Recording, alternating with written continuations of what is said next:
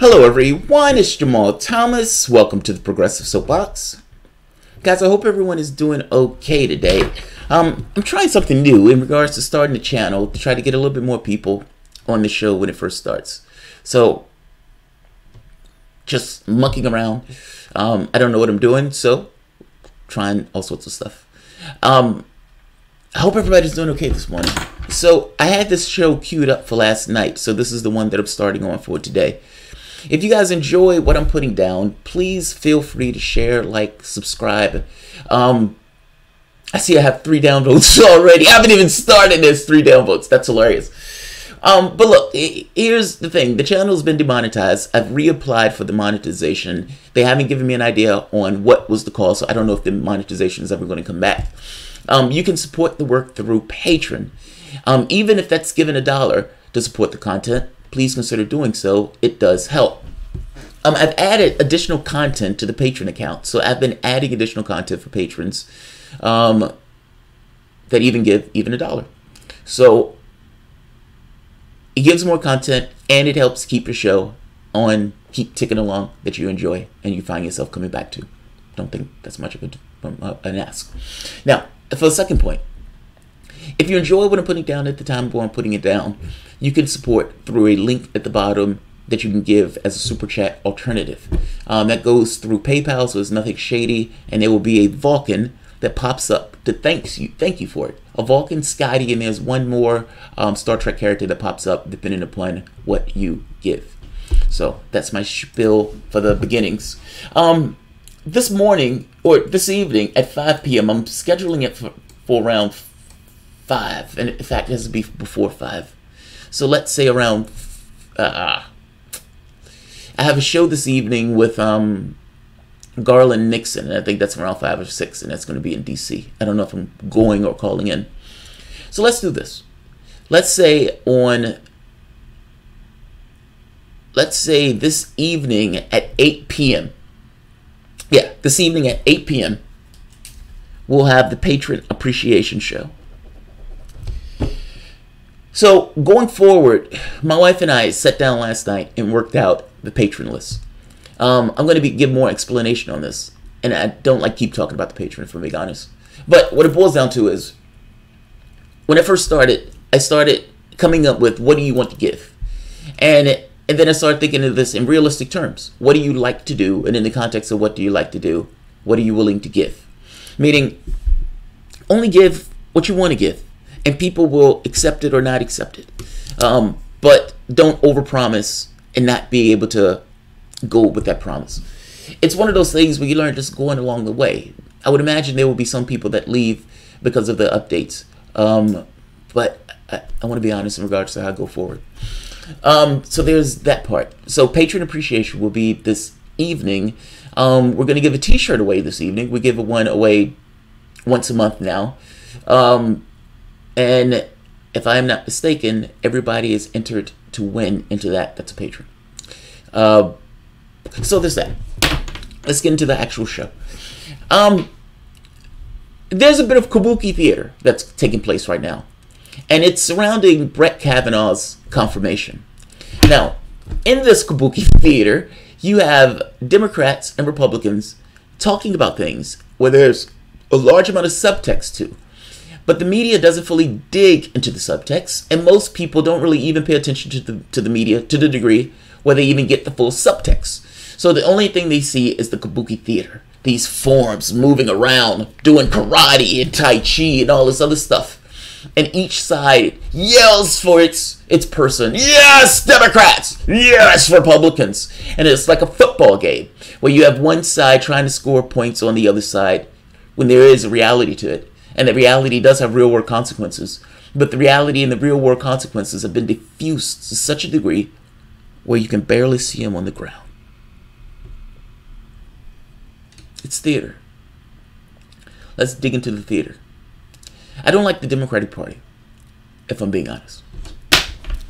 That bias against that party for everything that took place in 2016, and if I'm being honest, for the previous 20 years of saying things, this feel your pain language without necessarily actually having the real temerity to advocate and push for policies for the people it's trying to get the vote for it. Yes, it may be tepidly better, but tepidly better is not the same thing as a vociferous advocation of a position. The party has shifted further and further to the right. Now, I don't like that. I look at that and I feel that you're manipulating certain demographics because there's a monster at the door with regards to the other party. That's true. I don't think that. I think that that is true. That's a flat fact. Now, you may get into why the Democrats did this, why they changed. I would say it is every incentive in the world, if you have a monster at the door, to start taking liberties with people who are stuck in the room with you. So blacks, Hispanics, labor, the poor. At this point, it's not the Democratic Party representing these people. It's these people are so terrified that they're willing to vote for a Democratic Party even when that party doesn't vociferously represent their interests. 2016 was the deal breaker, and that was when the dam broke. So going into any appraisal, I'm biased. I acknowledge it. I even see it. I see it in operation. I see it in the coloring of my world when I'm looking at events that are taking place. I can acknowledge it. I can see it. There's a certain distinctiveness of this is how I feel versus this is the events that I'm looking at. As a bare bones, Cory Booker is a drama queen. Drama queen to the hilt. Fair enough. But to some degree, politics has drama associated with it. And in this particular case, I may not necessarily like the party, but there's a reality that is BRET Kavanaugh is going to be on that seat for fucking ever. When he dies, when he is rotting in the ground, the policies that he has espoused, providing that the United States government persists itself beyond that point, will still be in operation. We're talking about 40, 50, 60, 70 years of this right-wing knuckle-dragger being on the Supreme Court and putting in rules and policies beyond his life. That's what we're talking about. So I look at this and I say, I want him stopped. First, the Republicans stole that seat. Merrick Garland, milquetoast Merrick Garland, is supposed to be sitting on the Supreme Court being milquetoast. That is what was supposed to take place. They made the decision to not allow Merrick Garland even a hearing. They didn't even bring him up. Think about that. Now, you could say that's horrifically wrong. In the standpoint of what's right and wrong, that's wrong. We take a certain supposition. That supposition is you will do what you need to do within the confines of the law to try to affect your will. But at the end of the day, your will is constrained by what's best for the American public. That's schoolboy politics. Now, in reality, these guys do what they need to do to try to win and affect their agenda. And these things are usually based on the incentives. But in this case, they went so beyond the pale where you would not even bring a sitting president's person up. Because from a political standpoint, it is more advantageous for you to say, fuck the Constitution. Fuck what's supposed to take place.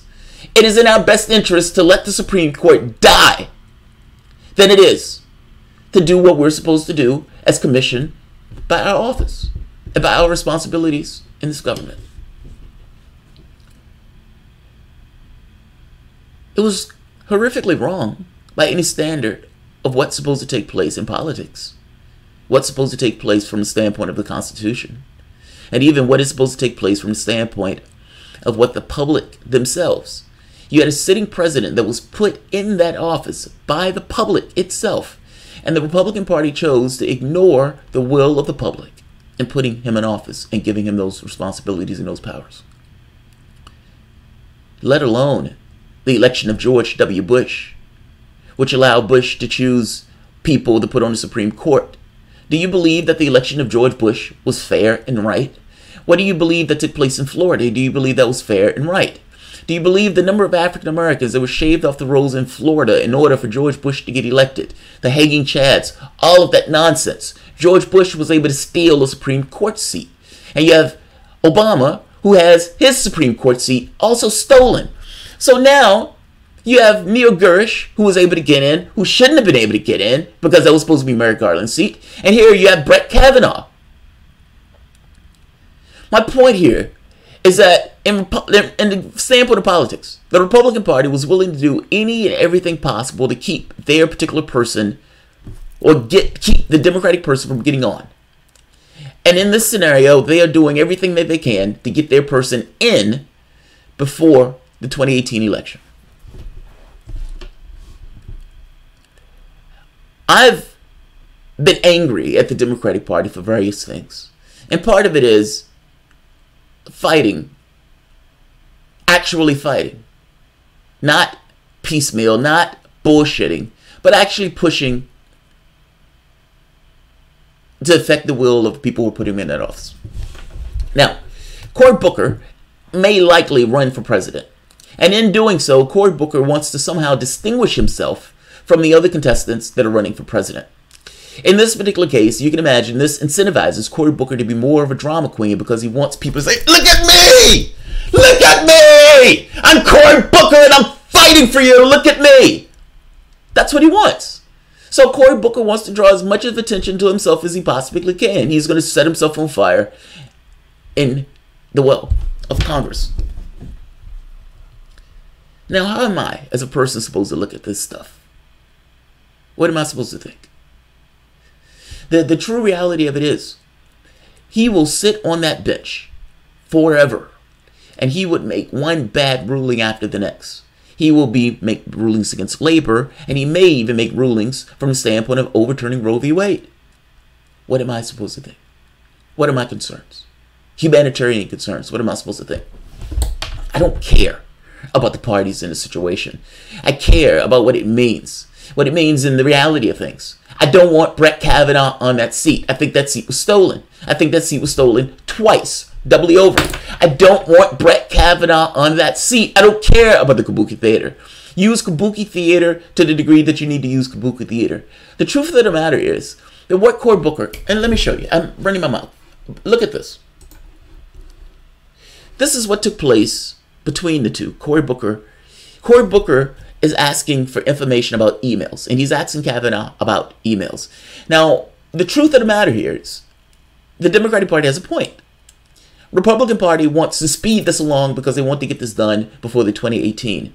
The problem of this is there's all sorts of emails from Kavanaugh's time working in the Bush administration, and the Democratic Party wants to go through them. The Republican Party doesn't want to allow the Democratic Party to go through them, and it wants to essentially expedite this process. Let's move this along. Let's move this along. There's nothing to see here, folks. Let's move this along. We want to get this done before 2018. Because they know that if they lose the Senate in 2018, this shit stops. They are motivated. Fuck America. They are motivated to get this process done. This has nothing to do with actually looking to figure out whether this is a person who should sit on the Supreme Court. This has everything to do with just confirming him. There's a difference in those things. Let's take a look at Cory Booker in this, being a drama queen. But again, I would argue a drama queen for good reason. Wanted to see last night that some of our colleagues are unwilling or unable to conduct themselves in this hearing with regular order and in accordance with the rules of the committee and the rules of the Senate. I know last night some of our colleagues even tried to cross-examine the nominee. Just to give a heads up, Cory Booker is asking questions relating to emails. Cory Booker, in asking these questions, is threatening to release this information. In threatening to release this information, there's a back and forth between him and Cornyn with Kavanaugh. This back and forth gets pretty testy. This back and forth gets pretty tense. And again, Cory Booker is threatening to release emails. The emails had already been released. All of this was theater. Everybody that's involved in this process knew that the information was going to be released. Now, an argument can be made that the very act of threatening to release these emails is the thing that allowed these emails to be released.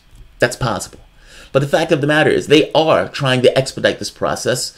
The Kabuki Theater that's taking place here, that's specific to here, even though everybody in this process has already known that the emails have been released. So again, this is theater, but it's theater for a reason. The overarching context is that the Republican Party is trying to expedite this process along and doesn't care about what's in Ben Kavanaugh's because they chose him. The Democratic Party does care. And I would argue that America should care. It is in the Democratic Party's responsibility to cross-examine the shit out of Kavanaugh because they don't want Kavanaugh on that seat. If it was up to me, no, I wouldn't confirm Kavanaugh. Everything from bleeding in the well of Congress. If Cory Booker needs to slit his wrist to stop Kavanaugh from taking office, then that's what they need to do. This is where I am. I'm an absolutist on this front. Anything that needs to be done to stop Kavanaugh is what needs to be done. Full stop. They've already stolen a seat. It is your job as a Democratic Party to prevent Kavanaugh from taking office by hook or by crook. Anything that needs to be done, because I damn sure will guarantee you they will do the same to you, and they have done the same to you. Let's take a look at this and keep in mind all of this is theater, but again, understand it's theater for a reason. About documents, but refused to let him even read them.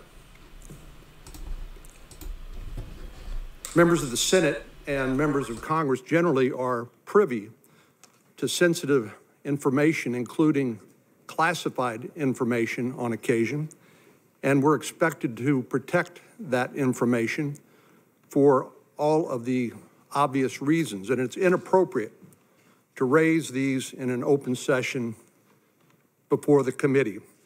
And I think our colleagues understand that, but nevertheless decided to go ahead anyway. So I just think it's important that we remind one another that there are clear rules about the discussion of confidential material and that there can be consequences to the violations of those rules. And this idea that by the Senate is outrageous. Senate rule accounts.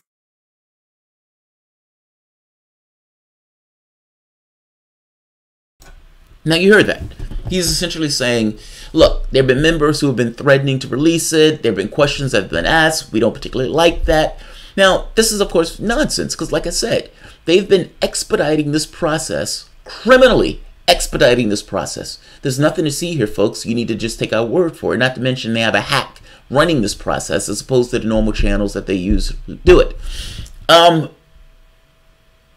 They're just want him confirmed.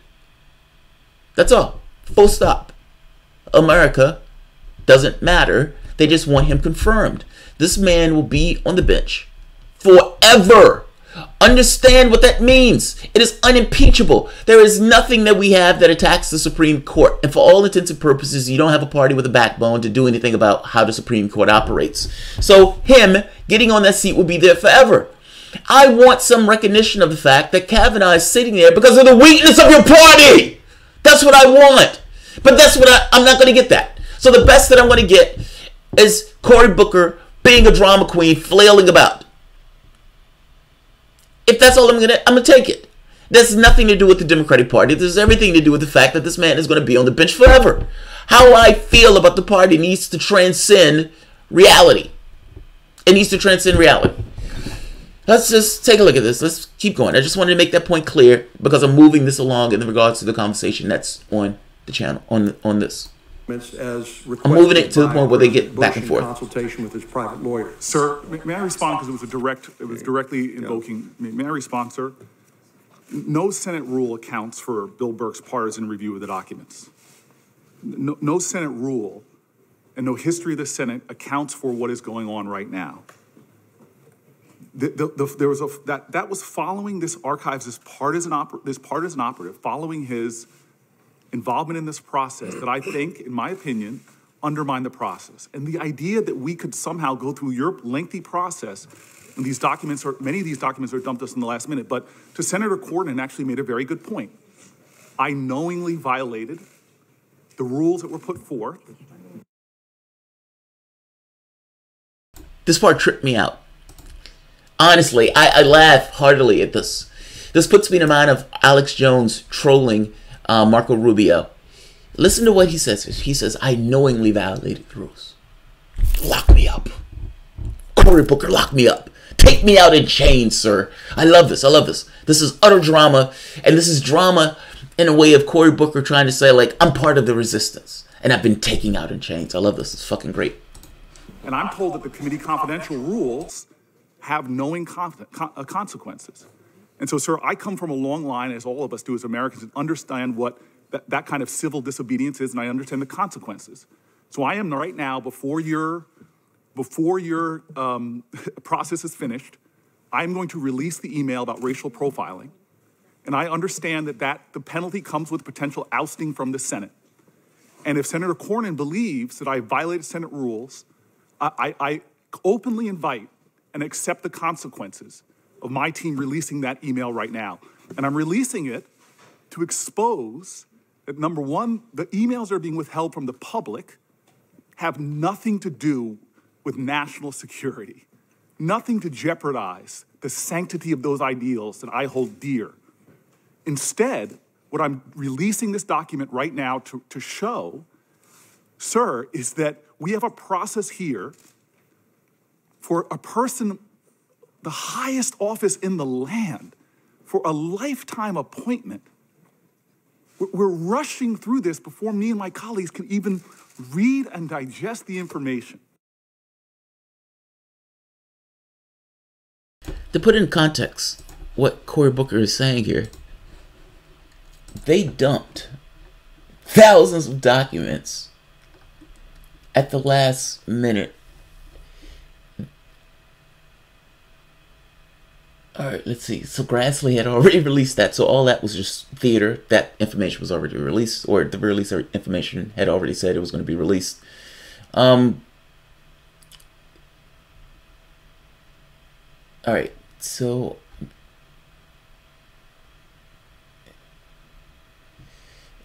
now they used, I'm trying to get the exact number that they released, but they dumped a lot of documents. All right, so right here. Or better yet, let's just flip this over. Republicans argued that the documents Democrats wanted from the archives, especially the ones related to Kavanaugh times at White House staff and secretary, were not relevant for his consideration to the Supreme Court. Now, do you really want the Republican Party that chose Ben Kavanaugh to make the determination on whether or not the documents that released had value and relevance? The answer is no. Of course you don't. That's not fair to any degree of fairness, but this has nothing to do with fairness. This has to do with expediting the political process from their end. So if you're somebody like me who doesn't want Kavanaugh on that bench and you think he's unqualified, I want to see those documents. It's not wrong for me to want to see those documents. It doesn't mean I'm being unfair in my political ask. It does mean they're being wrong in trying to make that determination by themselves. If this was the other party, I would argue the same thing. I tend to be fair on these points. Then Republicans released 42,000 pages of emails the night before Kavanaugh hearings began. For the record, that's a rate of 7,000 pages per hour, Senator Sheldon said. Then they released them all at the last minute, where it was impossible for you to go through it. So in this way, it's, well, look, we gave you the documents. What are you complaining about? But you gave the documents in such a way that it was impossible for you to do any reading of those documents. It's a political stunt. It's a political stunt. Look, this is the point that I want to get at. I have no dog in this hunt, at least from the standpoint of either of the parties. What I want in this purely boils down to what I believe is in my best political interest. My best political interest is for BRET Kavanaugh to not be on that seat. If my political interest is for BRET Kavanaugh to be on that seat, the weapons at the disposal of the people involved in the process look like this. It looks like theater and drama, because it is theater and drama. But again, what Democrats are saying is not wrong here. Just saying. I would say this if the roles were reversed in the other party. Let's keep going, because this gets more testy.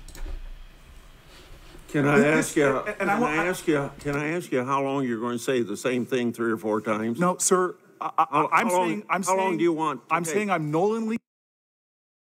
Here's the thing. He's going to say this 3 or 4 times because Cory Booker, the greatest thing in Cory Booker's mind right now, the greatest thing would be if Cory Booker was arrested in the well of Congress.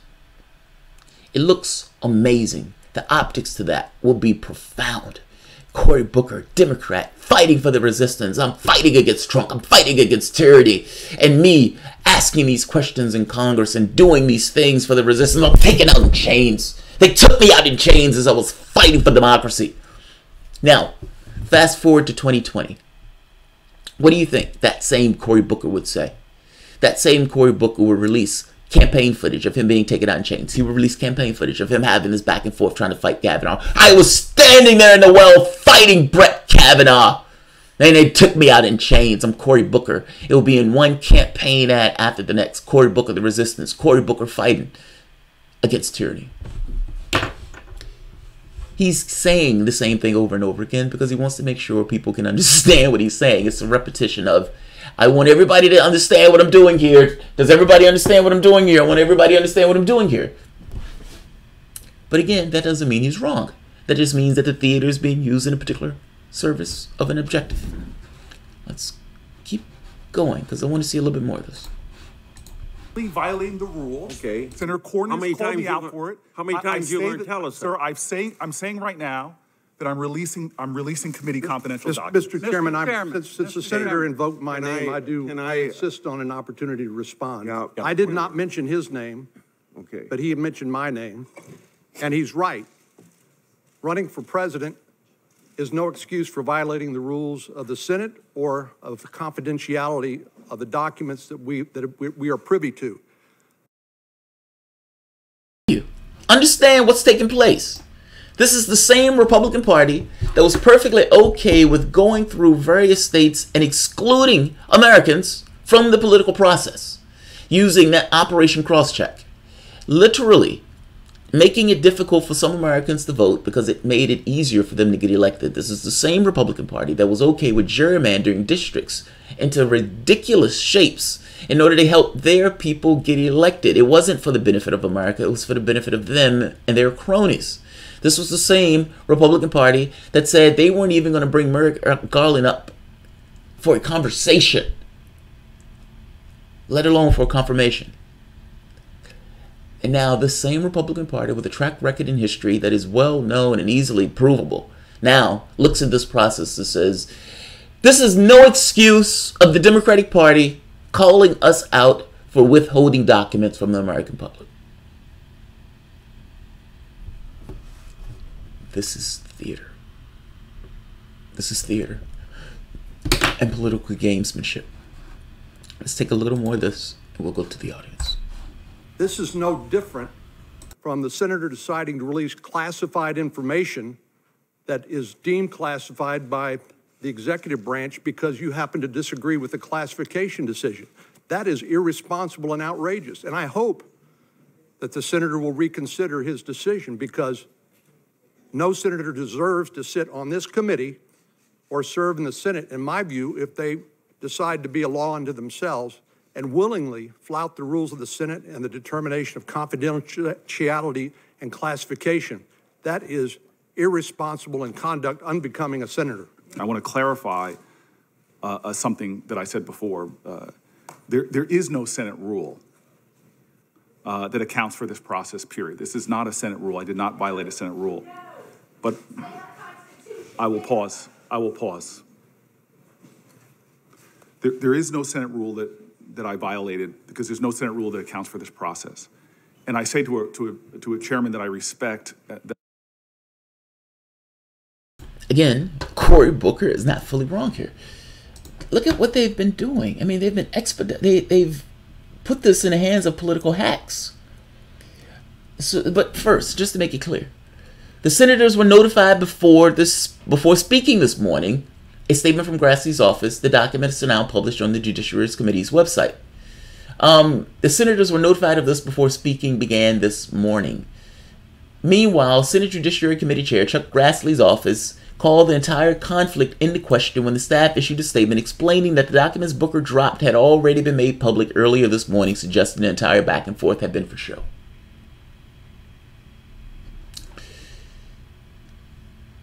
But so what? I guess my point is, I don't care that it's for show. This is the tools and the weapons that they have at their disposal at this point.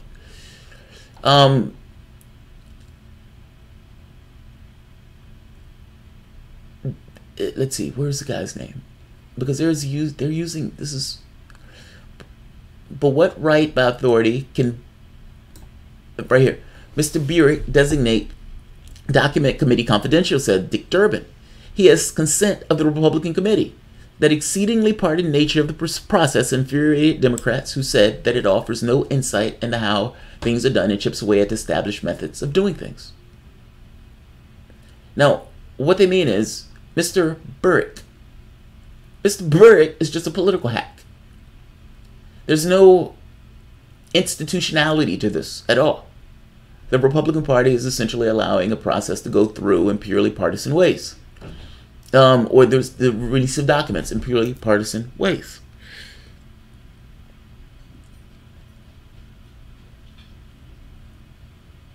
I'm looking for the specific name, I'm sorry. All right, Cory said right here, the exchange, broader framing, right? Department of Transportation Regulation, right. The designation itself is not uncommon for intelligence hearings, for example, but a fair share of documents that are already classified can be labeled committee confidential. What is uncommon is the way Kavanaugh document has been vetted and designated. The National Archives would usually lead the process, but because of their approach would be purportedly take too long, Bill Burrick, a private attorney for former President George W. Bush, has been running an expedited parallel process. They have a political hack doing this. And they're adding a political hack to do this, some guy that used to work for George W. Bush, his attorney, because they want to expedite the process. Because the typical way they would go about this would take too long, and they want to get this done before 2018. That's the reality of all of this. So yes, it's kabuki theater, but it's kabuki theater for a reason. I don't want Brett Kavanaugh in that seat. I'm okay with this. These are the tools at their disposal. These are perfectly legal tools at their disposal. They're doing what they have. I don't like the fact that we're here, but they're using what they have here. And yes, Cory Booker is being a drama queen here, but again, I don't care. I don't care. So, let's see. Trudy, game or no, if he met with Trump's lawyers, he should be disqualified. Garnone. What does Garnone say? Political games. It is political games, but so what? Joseph Pace. Is it possible that Voting Rights Act wouldn't be gone? I do think Roe v. Wade will be overruled. Joseph Pace. That in and of itself is enough of a reason for me not want him on his seat. I've heard a lot of noise on BK, and of course, you can't base your judgments on media noise. I have to sit down and look. Okay, I don't know what that's about. He's a Republican. He has Republican ideas. I have an idea he's probably going to be like Gersh. That's enough of a reason for me not to want him on that seat. I hope Booker gets ousted. That would be hilarious. That would be funny. That would be funny. That would be fucking hilarious. I agree. Time Dark Legend. It doesn't matter what you want. He's going to be 100% confirmed in the next 18 months. The Republicans are going to move in states and restrict abortion now that they got the court. It's true that it doesn't matter what I want. But my argument here has nothing to do with what's going to take place. My argument here is what the Democrats are doing and what they should do. And whether he's going to be confirmed or not, they need to make me know it, and they need to prove it, meaning they need to do it. The Democrats need to use everything at their disposal. Period. What you're saying is not an argument against what I'm saying. So, just said. I just said why he couldn't answer the question.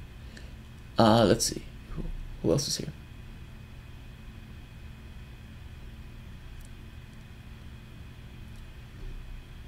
Alright. I'll end it on this. Apparently not that many people care about this story. I thought the story was interesting. I wanted to go through it more in a slow way because I wanted people to see what was taking place. I may cut this video up in a few parts, but that's the Kabuki Theater. That's why the theater is taking place. This guy's going to be on the seat forever. You need to vet the fuck out of him. I don't particularly like Cory Booker. I do like the fact that he's given these guys a hard time. Alright, if you enjoyed the content, please feel free to share, like, subscribe. You can always support the Patreon. Thanks, guys.